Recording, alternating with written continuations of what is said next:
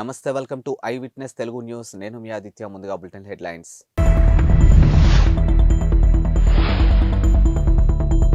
అమెరికాలో తీవ్ర మంచు తుపాను, 2000 విమానాలు రద్దు.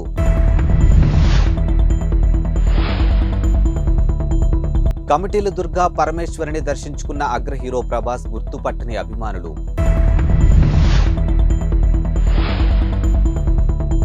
హౌతీలపై అరవీర భయంకరంగా విరుచుకుపడిన అమెరికా, బ్రిటన్. అగ్రరాజ్యం అమెరికాపై తీవ్ర మంచు తుపాను పంజా విసిరింది. ఈ శీతాకాలపు తుపాను ప్రభావంతో పలు రాష్ట్రాల్లో రవాణా కార్యకలాపాలు స్తంభించిపోయాయి. ముఖ్యంగా మిడ్వెస్ట్ చుట్టుపక్కల రాష్ట్రాలు అతలాకుతలమవుతున్నాయి. ఏకంగా 2000 విమాన సర్వీసులు రద్దయ్యాయి. ఇక మరో 2400 ఫ్లైట్స్ ఆలస్యంగా నడుస్తున్నాయని flight tracking website play operator com data స్పష్టం చేసింది. ఇక దీంతో వేలాది మంది ప్రయాణికులు ఎయిర్పోర్ట్లో చిక్కుకొనిపోయి ఉన్నారు. ఇక రిపోర్టులు పేర్కొంటున్నాయి. చికాగోలోని ఓహేర్ అంతర్జాతీయ విమానాశ్రయంలో 40% విమాన సర్వీసులు రద్దు చేసింది. ఇక ఇందులో 36% విమానాలను ఈ ఎయిర్పోర్ట్ కు కావాల్సి ఉంది. ఇంకా చికాగో మిడ్వే ఇంటర్నేషనల్ ఎయిర్పోర్ట్ నుంచి వెళ్లాల్సినటువంటి ఇక్కడికి రావాల్సినటువంటి 60% విమాన సర్వీసులు రద్దయ్యాయి. ఇక డైన్వార్ ఇంటర్నేషనల్ ఎయిర్పోర్ట్, మిల్వాకీ, మీచెల్ ఇంటర్నేషనల్ ఎయిర్పోర్ట్లతో పాటు పలు ఎయిర్పోర్ట్ల వద్ద పెద్ద సంఖ్యలో విమానాలు రద్దు చేసినట్టు మీడియా రిపోర్టులు పేర్కొంటున్నాయి. 737 మ్యాక్స్ 9 విమానాలు ల్యాండింగ్లో ఇబ్బంది కూడా పెద్ద సంఖ్యలో ఫ్లైట్స్ రద్దు కావడానికి ఒక కారణం ఉంది. ఇక ఫెడరల్ ఏవియేషన్ అడ్మినిస్ట్రేషన్ మార్గదర్శకాలను దృష్టిలో పెట్టుకుని పెద్ద సంఖ్యలో విమానాలు రద్దు చేయాల్సి వస్తుంది. కర్ణాటకలోని దక్షిణ కన్నడ జిల్లా కటీలులో కొలువైనటువంటి దుర్గా పరమేశ్వరి అమ్మవారిని టాలీవుడ్ స్టార్ నటుడు ప్రభాస్ నిన్న దర్శించుకున్నారు. ఇక మాస్క్ ధరించి వచ్చిన ఆయనను ఎవరూ గుర్తుపట్టకపోవడంతో గమనార్హం. ఇక సలార్ సినిమా నిర్మాత విజయ్ కిరాగందూర్తో కలిసి కటీలు వచ్చినటువంటి ఆయన అమ్మవారిని సేవించుకున్నారు. ఇక ప్రభాస్ కు ఆలయ ప్రతినిధులు అమ్మవారి పటాన్ని బహుకరించారు. ప్రభాస్ అమ్మవారి చిత్రాన్ని అందుకుంటున్న ఫోటోను విడుదల చేశారు. అది చూసి అప్పటి వరకు అక్కడే ఉన్నవారు అయ్యో, ఇప్పటి వరకు తమ పక్కన ఉన్నది ప్రభాసా అని ఆశ్చర్యపోయారు. ఇక గుర్తుపట్టలేకపోయినందుకు చింతించారు. ఇక ప్రభాస్ ప్రస్తుతం కల్కి 2898 సినిమాతో బిజీగా ఉన్నారు. ఈ సినిమాకు నాగ్ అశ్విన్ దర్శకుడు. ఇక మే 9న ప్రపంచవ్యాప్తంగా రిలీజ్ కాబోతుంది. ఈ సినిమాతో ప్రభాస్ సరసన బాలీవుడ్ సుందరాంగులు దీపికా పదుకొని, దిశా పటాని నటిస్తున్నారు. ఇక వైజయంతి మూవీస్ బ్యానర్ పై రూపొందుతున్న ఈ సినిమాకు సంతోష్ నారాయణ్ సంగీతం సమకూరుస్తున్నారు.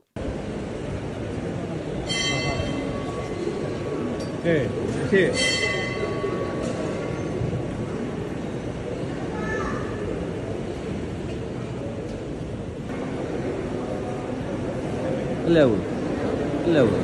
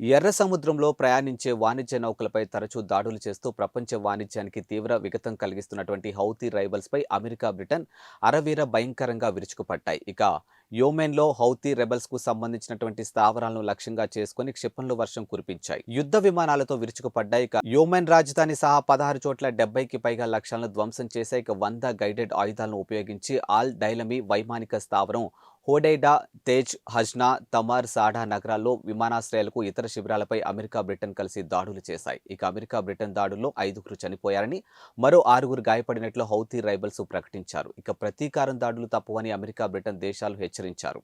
ఆ రెండు దేశాలు పెద్ద తప్పు చేశాయని, గత అనుభవాల నుంచి పాఠాలు నేర్చుకోలేదా అని హౌతీ నాయకుడు మహ్మద్ హెచ్చరికలు జారీ చేశారు. ఇక ఇజ్రాయెల్ నౌకలపై దాడులు కొనసాగుతాయని హౌతీ మంత్రి హుస్సేన్ అల్ ఎజ్జీ తేల్చి చెప్పారు. 19 ఏళ్ల వయసులో ఎవరికైనా ఉత్సాహం ఉరకలెత్తుతుంది. అడ్డంకుల్ని అమాంతం నలిపివేసే లక్ష్యం వైపు సాగిపోయేందుకు కావలసినటువంటి శక్తి సామర్థ్యాలు ఆ ప్రాయంలో పుష్కలంగా ఉంటాయి. అన్నిటికీ మించి ప్రపంచం రంగులమయంగా కనబడుతుంది. కోరికలు ఎల్లలు దాటి స్వేచ్ఛగా విహంగాలై ఎగురుతూ ఉంటాయి. ఇంతటి అనుభవాలు పంచే వయసులో ఓ యువతి ఆశ్చర్యపరిచి నిర్ణయం తీసుకుంది. ఇక జైన సన్యాసిగా మారబోతుంది. కోరికలు మొత్తాన్ని మూటకట్టి అటక మీదకు ఎక్కించేసి మరో ప్రపంచంలోకి అడుగు పెట్టబోతుంది. ఆమె పేరు యోగితా సురానా. ఆంధ్రప్రదేశ్లోని చిత్తూరుకు చెందినటువంటి ఆమె కోరికలను, అనుబంధాలు, బాంధవ్యాలు త్యజించి జైన సన్యాసిగా మారాలని నిర్ణయించుకున్నారు. హైదరాబాద్ సోమాజిగూడలో మీడియా సమావేశంలో ఆమె ఈ విషయాన్ని స్వయంగా వెల్లడించారు. ఇక తల్లిదండ్రులు పద్మరాజ్ సురానా, స్వప్న సురానా జైన సామాజిక వర్గ పెద్దలతో కలిసి మాట్లాడిన అనంతరం ఈ విషయాన్ని వారు తెలిపారు. ఈ నెల 16న యోగిత సన్యాసిగా మారబోతున్నట్లు పేర్కొన్నారు. ప్రధానమంత్రి నరేంద్ర మోదీ ఇవాళ మహారాష్ట్రలో పర్యటించారు. ఇక ముంబైలో నిర్మించినటువంటి అత్యంత పొడవైన సముద్రం వంతెన అటల్ సేతును ప్రారంభించారు.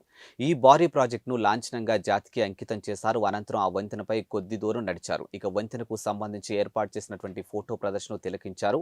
ఈ కార్యక్రమంలో మహారాష్ట్ర ముఖ్యమంత్రి ఏక్నాథ్ షిండే, డిప్యూటీ సీఎం దేవేంద్ర ఫడ్నవీస్ కూడా పాల్గొన్నారు. ముంబై, నవీ ముంబై ప్రాంతాలను కలుపుతూ సముద్రం మీదుగా సాగిపోయి ఈ వంతెన పొడవు 21.8 కిలోమీటర్ల వంతెన. ఈ వంతెన సముద్రంపై 16.5 కిలోమీటర్లు ఉంటుందని, ఈ వంతెన నిర్మాణంలో ముంబై, నవీ ముంబైలను మధ్య ప్రయాణ దూరం 20 నిమిషాలు తగ్గుతుందని మాజీ ప్రధాని అటల్ బిహారీ వాజ్పేయి గౌరవార్థం ఈ వంతెన అటల్ సేతు అని నామకరణం చేశారు. ఇక అటల్ సేతు నిర్మాణం 2016లో ప్రారంభమైంది. ఈ భారీ వంతెన నిర్మాణంలో ప్యారిస్లోని ప్రపంచ ఖ్యాత ఈఫిల్ టవర్లో వాడినటువంటి ఇనుము కంటే 17 రెట్లు అధికంగా ఇనుమును వినియోగించారు. ఇక అమెరికాలోని స్టాచ్యూ ఆఫ్ లిబర్టీ నిర్మాణానికి ఉపయోగించినటువంటి కాంక్రీట్ కంటే 6 రెట్లు అధికంగా కాంక్రీట్ను వాడారు. ఈ వంతెన కోసం 17.840 కోట్లు ఖర్చు చేశారు. కాగా అటల్ సేతుపై భద్రత కోసం పటిష్ట చర్యలు తీసుకుంటున్నారు. ఈ వంతెన పొడవున 400 సీసీటీవీ కెమెరాలు ఏర్పాటు చేశారు. ఇక వలస పక్షులైనటువంటి ఫ్లెమింగోలకు ఇబ్బంది కలగకుండా సౌండ్ బారియర్ టెక్నాలజీ ఉపయోగించారు.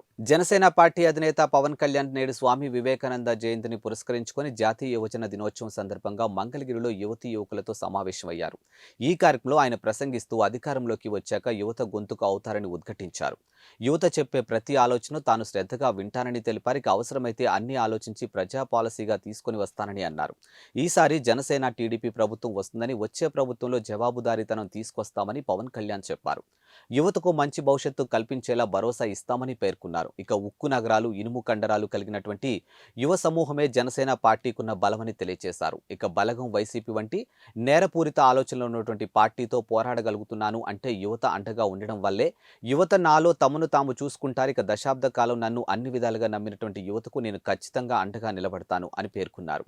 యువతరం ఆలోచనలు ఎంతో విస్తృతంగా, విభిన్నంగా ఉంటాయని, నవతరం ప్రతినిధులతో ఎప్పుడు మాట్లాడినా ప్రతిసారి కొత్త ఉత్తేజం కలుగుతుందని పవన్ కళ్యాణ్ చెప్పుకొచ్చారు. ఇక దేశం కోసం, సమాజం కోసం తన వంతుగా ఏదైనా చేయాలన్న ఉద్దేశంతో రాజకీయ ప్రస్థానం ప్రారంభించానని వెల్లడించారు. ఇక సమాజంలో జరిగే విషయాలపై యువతకు ఎంతో కోపం ఉంటుంది.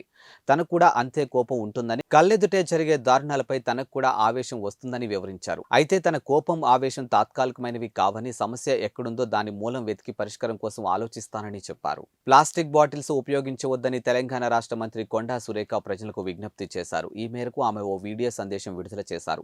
అందరికీ నమస్కారం అంటూ ప్రారంభించారు. ఇక పొల్యూషన్ తగ్గించుకోవాలని, ఎన్విరాన్మెంట్ బాగుంటేనే మనం కూడా ఆరోగ్యంగా ఉంటామని అన్నారు. ఓ పర్యావరణ శాఖ మంత్రిగా నేను ఓ సందేశం ఇవ్వాలనుకుంటున్నానని, ప్లాస్టిక్ బాటిల్స్ అసలు ఉపయోగించవద్దని విజ్ఞప్తి చేశారు. ఇక ప్లాస్టిక్ బాటిల్స్ వల్ల పర్యావరణం దెబ్బతింటుందని అన్నారు. మనం, మన భవిష్యత్తు తరాలు వారు ఆరోగ్యంగా ఉండాలంటే పర్యావరణాన్ని కాపాడడం కోసం దయచేసి ఎవరూ ప్లాస్టిక్ బాటిల్స్ ఉపయోగించవద్దని కోరారు. గాజు గ్లాసులు మాత్రమే వాడాలని కోరారు. ఇది నా రిక్వెస్ట్ అని మన కోసం మనందరి కోసం చెప్తున్నానని పేర్కొన్నారు.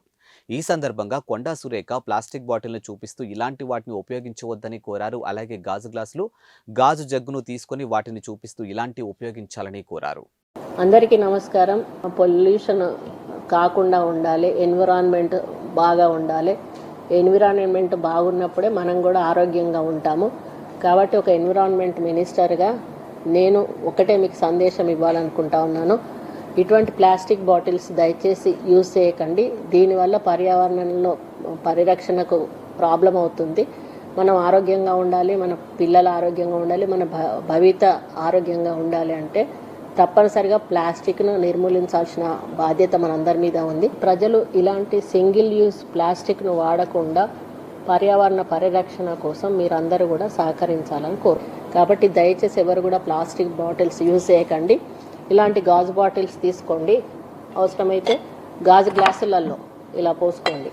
అంతే తప్పితే దయచేసి బాటిల్స్ వాడకండి. ఇది నా రిక్వెస్ట్. ఇది మన కోసం, మనందరి కోసం, మన భవిష్యత్తు కోసం అని తెలియజేసుకుంటూ సెలవు. టీఎస్పీఎస్సీ చైర్మన్ సభ్యుల నియామకానికి తెలంగాణ ప్రభుత్వం శుక్రవారం నోటిఫికేషన్ విడుదల చేసింది. ఈ నెల 18వ తేదీలోగా వీటి కోసం దరఖాస్తు చేసుకోవచ్చని నోటిఫికేషన్లోనూ పేర్కొంది. ఇటీవల వరకు టీఎస్పీఎస్సీ చైర్మన్గా ఉన్నటువంటి జనార్దన్ రెడ్డి సభ్యులు ఆర్ సత్యనారాయణ, కారం రవీందర్ రెడ్డి, బండి లింగారెడ్డి రాజీనామా చేశారు. ఈ రాజీనామాలను గవర్నర్ తమిళిసై 2 రోజుల క్రితం ఆమోదించారు. ఈ నేపథ్యంలో తాజాగా కొత్త కమిటీ కోసం నోటిఫికేషన్ విడుదలైంది. కాంగ్రెస్ డిఎన్ఏలోనే హిందుత్వం ఉందని, కానీ హిందుత్వం పేరుతో బీజేపీ భారతదేశాన్ని విడదీయాలని చూస్తుందని టీపీసీసీ ఉపాధ్యక్షుడు మల్లు రవి మండిపడ్డారు. శుక్రవారం ఆయన మీడియాతో మాట్లాడారు. కాంగ్రెస్ ఏ మతానికి వ్యతిరేకం కాదని వివరణ ఇచ్చారు. ఓట్ల కోసం బీజేపీ మత రాజకీయాలకు పాల్పడుతుందని ఆరోపించారు. ఇక మోదీ పాలనలో దేశ ప్రజలు స్వేచ్ఛగా బ్రతికే పరిస్థితి లేదని అన్నారు. ప్రశ్నించిన ప్రతిపక్షాలను కూడా ఈడీ, సీబీఐ పేరుతో అణచివేసే కుట్ర జరుగుతుందని అన్నారు. రాహుల్ గాంధీ న్యాయ జోడో యాత్రపై బీజేపీ నేతల వ్యాఖ్యలను మల్లు రవి ఖండించారు. ఇక బీఆర్ఎస్ పార్టీ కేసీఆర్ కుటుంబం సంక్షేమం, వారి అభివృద్ధి కోసమే పనిచేస్తుందని విమర్శించారు. అందుకే బీఆర్ఎస్ పార్టీని ప్రజలు పక్కన పెట్టారని అన్నారు. ముఖ్యమంత్రి రేవంత్ రెడ్డిపై తెలంగాణ జనసమితి అధ్యక్షుడు ప్రొఫెసర్ కోదండరాం ప్రశంసల వర్షం కురిపించాడు. అదే సమయంలో గత కేసీఆర్ పాలనపై తీవ్ర స్థాయిలోనూ మండిపడ్డారు. హైదరాబాద్లో నిర్వహించినటువంటి మీడియా సమావేశంలో ఆయన మాట్లాడుతూ రేవంత్ రెడ్డి ప్రజలతో కలిసిపోయి పనిచేస్తున్నారని కితాబు ఇచ్చారు. ఢిల్లీలోనూ ఇలా మార్పు రావాలని కోరుకుంటున్నట్లు ఆయన చెప్పారు. ఇక బీఆర్ఎస్ పాలనలో ఆంక్షలు, భయం చూశామని, ఇప్పుడు తల మీద నుంచి భారం తగ్గినట్టుగా ఉందని అన్నారు. ఇప్పుడు ఫోన్లు కూడా స్వేచ్ఛగా మాట్లాడుకోగలుగుతున్నామని అన్నారు. 4వ తేదీ వేతనాలు వచ్చినందుకు ఉద్యోగులు ఆనందం వ్యక్తం చేస్తున్నట్లు తెలిపారు. గత ప్రభుత్వం నిరసన వ్యక్తం చేసినటువంటి వారిపై కేసులు పెట్టిందని ఆగ్రహం వ్యక్తం చేశారు. ఇక నియంతృత్వాన్ని ఓడించాలని తాము పోరాటం చేసి సఫలమయ్యామని అన్నారు. నియంత పోకడలే బీఆర్ఎస్ అధికారం కోల్పోవడానికి ప్రధాన కారణమని పేర్కొన్నారు. ఇక రాజకీయ ఉద్దేశంతో పెట్టిన కేసులను ఎత్తివేయాలని రేవంత్ రెడ్డి ప్రభుత్వానికి ఆయన విజ్ఞప్తి చేశారు. ఇక తెలంగాణ ఏర్పాటు ప్రక్రియని ప్రధాని మోదీ తప్పుపట్టారని, దానిని తాము ఖండిస్తున్నామని అన్నారు. ఇక బయ్యారం ఉక్కు పరిశ్రమపై ఇప్పటి వరకు నిర్ణయం తీసుకోలేదని అన్నారు. ఎన్నికలను దృష్టిలో పెట్టుకుని కాజీపేట రైల్వే వ్యాగన్ ఫ్యాక్టరీకి శంకుస్థాపన చేశారని విమర్శించారు. ఇక విభజన హామీలపై కేంద్రం జాప్యం చేస్తుందని ఆరోపించారు. తెలంగాణపై కేంద్రం నిర్లక్ష్యం వహిస్తుందని, దీనిపై సదస్సు నిర్వహించాలని నిర్ణయించుకున్నామని అన్నారు. ఈ నెల 21న సదస్సు నిర్వహిస్తున్నామని పేర్కొన్నారు. ఇక భద్రాచలం రాములవారి ఆలయానికి భద్రత లేకుండా పోయిందని తెలియజేశారు. ఇవాల్టి బులెటిన్ అప్డేట్స్. మరో బులెటిన్తో మళ్ళీ కలుద్దాం. అంతవరకు సెలవు. నమస్కారం.